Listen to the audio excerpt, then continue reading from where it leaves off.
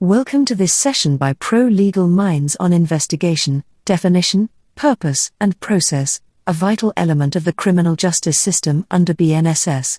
This topic dives into the systematic approach followed by authorities to collect evidence, ascertain facts, and build a solid foundation for criminal cases.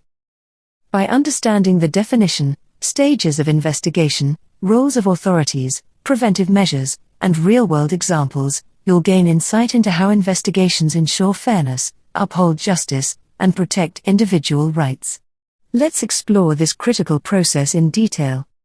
Investigation refers to the process undertaken by law enforcement to collect evidence, ascertain facts, and identify offenders in relation to a reported crime.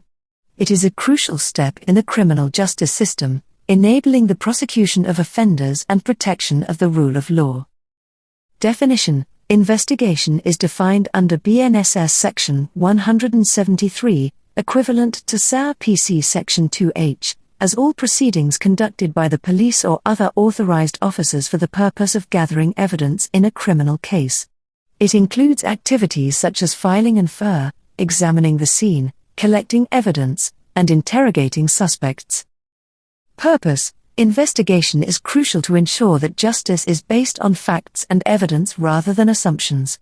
It also safeguards the rights of individuals by preventing wrongful accusations and facilitating a fair trial. Stages of investigation. 1. Information to police and filing of BNSS Section 173. Investigation begins with the receipt of information about an offense. If it is a cognizable offense, the police are obligated to register a First Information Report, FIR, and initiate the investigation process. Text: every investigation under this section shall commence after the receipt of information or infer. Example: a robbery complaint is filed by the victim, prompting the police to record infer. Case law: Lalita Kumari v. Government of Uttar Pradesh, 2013. Filing infer is mandatory in cognizable offences. 2. Examination of the scene of crime, BNSS Section 175. The investigating officer inspects the crime scene to gather physical evidence and document details crucial for solving the case. Text: the officer shall examine the scene of the crime, seize relevant materials, and prepare an inventory of findings. Example: officers may collect fingerprints, blood samples, or other forensic evidence at the crime site. Case law: State of Rajasthan v. Teja Ram, 1999, highlighted the importance of preserving and analyzing the crime scene. 3. Collection of evidence and witness statements. BNSS Sections 35 to 62. Evidence collection includes physical objects, witness statements, and electronic data, recorded under procedural safeguards. Text: statements of witnesses must be recorded truthfully and in accordance with the principles of fairness. Example: the police collect CCTV footage and testimonies in a case of hit and run. Case law: State of Maharashtra v. Bharat Fakira Diwar, 2002. Admissibility of evidence depends on its proper collection. 4. Interrogation of suspects. BNSS Sections 35 and 38. Police interrogate suspects to ascertain their involvement in the crime while ensuring their rights are upheld, including the presence of legal counsel if required. Text: a person under interrogation shall not be subjected to undue coercion or intimidation. Example: a suspect in a theft case is questioned about their activities during the crime. Case law: Nandini Satpati v. P.L. Dani, 1978. The right against self-incrimination is a constitutional safeguard. 5. Arrest of suspects. BNSS Sections 35 to 36. Based on credible evidence, the police may arrest suspects to prevent tampering with evidence or further crimes. Text: no person shall be arrested without sufficient reason or credible evidence. Example: a murder suspect is arrested to ensure public safety. Case law: Joginder Kumar v. State of Uttar Pradesh, 1994. Arbitrary arrests are prohibited. 6. Preparation of the investigation report. BNSS Section 196. After completing the investigation, the police prepare a final report or charge sheet summarizing the findings and submit it to the magistrate. Text: the charge sheet shall include all evidence, statements, and details necessary for the prosecution. Example: in a fraud case, the charge sheet contains bank records, emails, and witness statements. Case law: Bhagwant Singh v. Commissioner of Police, 1985, ensures due diligence in preparing the charge sheet. Role of authorities in investigation. 1. Police. Responsibilities. The police are the primary authority responsible for conducting investigations. Their duties include collecting evidence, interrogating suspects, apprehending offenders, and submitting comprehensive reports to the magistrate or judicial authority. They are also tasked with ensuring procedural compliance and protecting the rights of the accused while maintaining the integrity of the investigation. Key functions. Collection of evidence. The police collect material evidence, record witness statements, and secure the crime scene to preserve forensic integrity. Interrogation and arrest. They interrogate suspects and, if required, arrest them under procedural safeguards such as the right to legal counsel and protection from unlawful detention. Filing reports. Police prepare and submit the FIR, BNSS Section 173, and the final report or charge sheet, BNSS Section 196, for judicial review. Relevant BNSS sections. BNSS Sections 173 to 196 cover procedural aspects of investigations, including the filing of FIRs, search and seizure, and preparation of final reports. Example: in a fraud case, police may collect electronic records, financial statements, and witness testimonies to build a solid charge sheet. Case law. Siddhartha Vashisht v.